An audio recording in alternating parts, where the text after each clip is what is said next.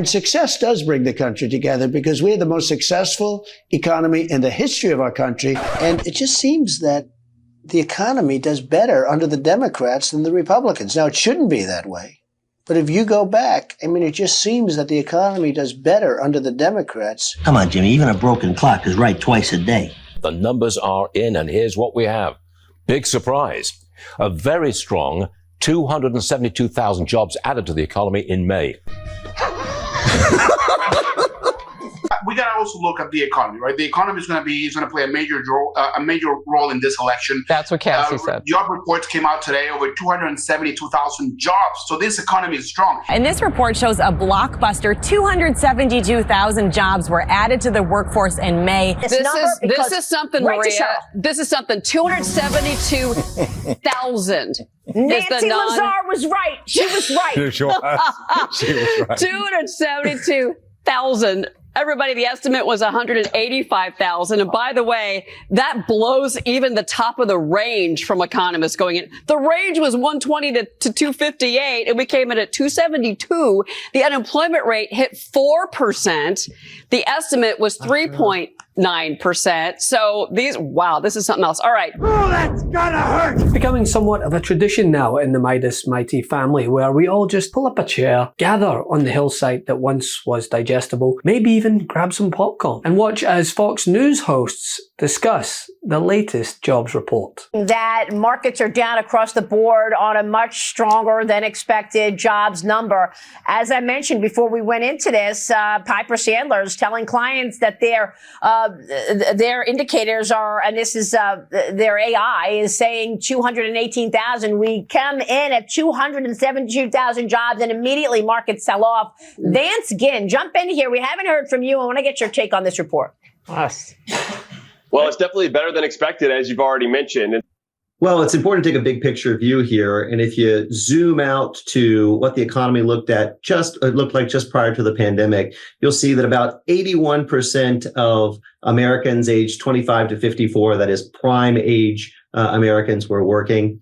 Basically no change today. Today, also around 81% of prime age workers working. And so this 1 month looks very strong. It looks like the economy is doing really, really well. And they say good cinema's dead. As the Labour Department released its latest jobs report for May, it left many doubters stunned, with US employers adding 272,000 jobs in May, shattering expectations of around 190,000 jobs. And some that suggested non-farm payrolls would reflect a softening market, as other indicators pointed to a cooler economy. Also worth noting is that average hourly earnings also rose by an annual pace of 4.1%, surpassing the rate of inflation. And while, yes, unemployment climbed to 4% for the first time in more than 2 years, it's still below historic norms. Okay, what do these numbers tell us?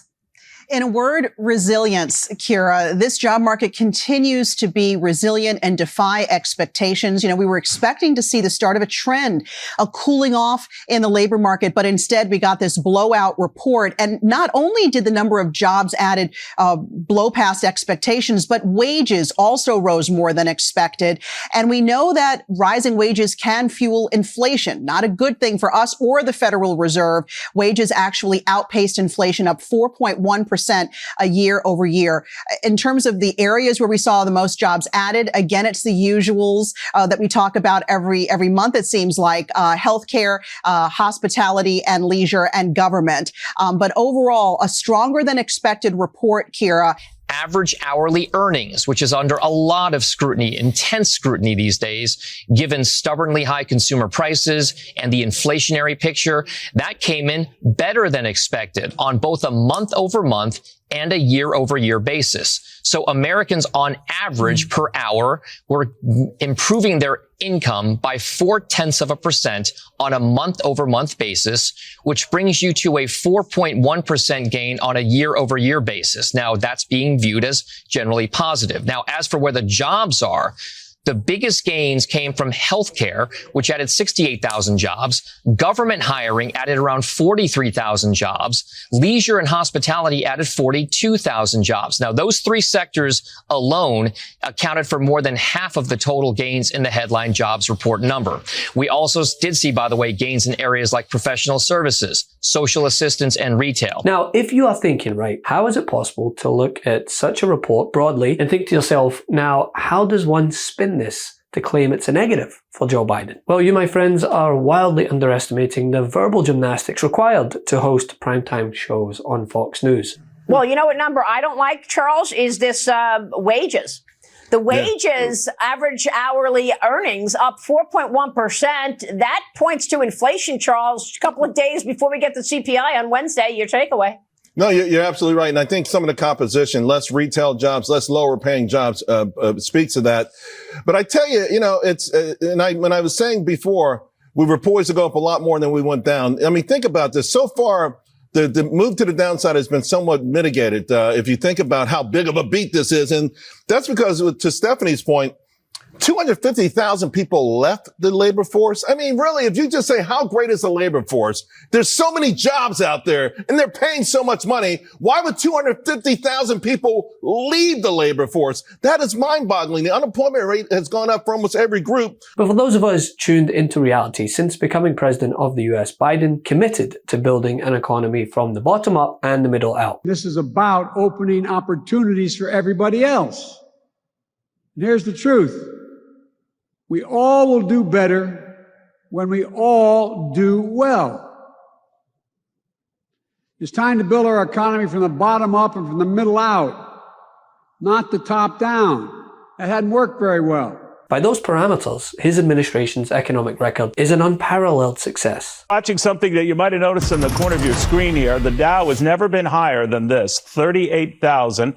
It eclipsed that level in the closing minutes of the trading day. That is a new record. S&P 500 also hitting a record. Especially with the context of what he inherited from his predecessor. The economy continues to gain jobs at a greater pace than said predecessor, even out with the COVID frame that he holds onto like a crutch, all while touting his lowest gas prices of that time when nobody was driving during COVID. I got gas way down to $1.87 a gallon. But when pressed with facing the reality of a booming economy, what do MAGA Republicans do? Well, nothing says I'm scared like good old fear-mongering to the masses. You have elected officials like J.D. Vance promoting the great replacement theory. J.D. Vance joins us now. I didn't think it was legal, Senator, to axe American workers and hire en masse illegal aliens. Well, it shouldn't be, Jesse, and we're certainly going to look into whether we can change that, assuming Tyson is operating legally, which we don't even know if they are. We don't know the details of this. All we know, Jesse, is that they are firing American workers and hiring illegal aliens to replace them. This is the entire point of illegal immigration, and Republicans, we've got to hammer this point home. It reduces the wages of American workers by replacing American citizens with foreign laborers who are willing to work at slave wages. It has been the plan, as you said, from the beginning. And what this means is the eradication of the American dream. Every time an American is replaced with an illegal immigrant, it means that an American family loses a good family supporting wage. It means that American companies are literally replacing our own citizens with people who will work for slave wages. That is not capitalism or a market economy, Jesse. That is the decimation of the American middle class via illegal immigration, and it's happening all over the country. Jesse, think about how much of a contrast this presents between the Trump economy and the Biden economy. If you go back to the Trump economy, you had American jobs going to American workers. You had wages rising. Under the Biden economy, you have those American workers getting fired and replaced with foreign labor. This is not an exaggeration.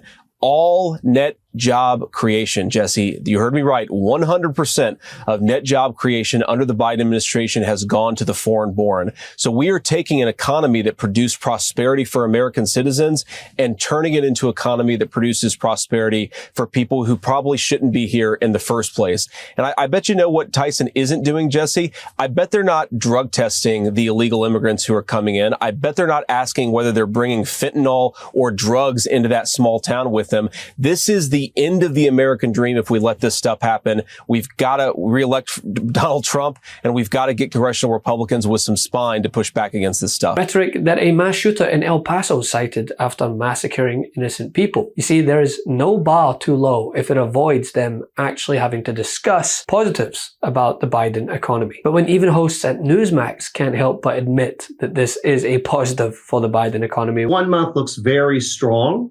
It looks like the economy is doing really, really well. Well, you're out of luck. Love this video? Make sure you stay up to date on the latest breaking news and all things Meidas by signing up to the MeidasTouch newsletter at MeidasTouch.com/newsletter.